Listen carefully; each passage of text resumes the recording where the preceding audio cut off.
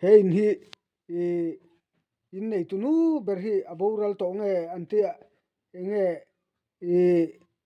an in hi hei mitam ten an lua chu zom dona an lua thangam tat lo me ya an tiom san zel me ya hei zandar som ten kang hau to han fi ve kan tuma tiang thili kan na deu ni ven nge kan fi ve don ka te dar khatari to a chuan tunan hei dar khatari to nga tinge karen hi afamak ve tunan huna eng te nga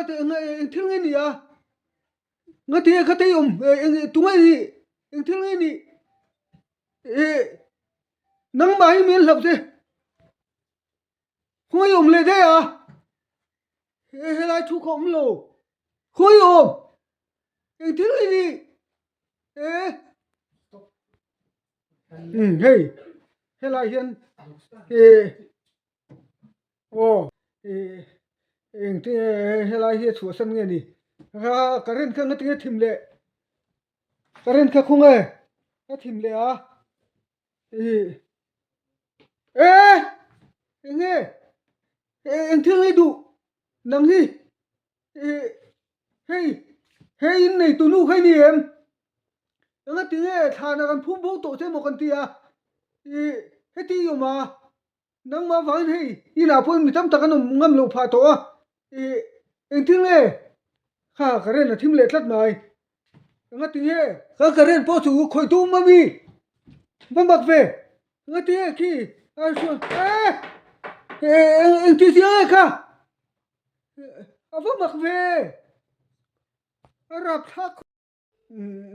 hei tuna chun min chu san nge ni don hei nga tinge kong khat chu hei in hong le ringot bai afamak ve karen po chu hey nang hi nga tinge khati dina eng thil ai du he lai nga ti tlat le he ta hian be sei la nei mi eng mo thak le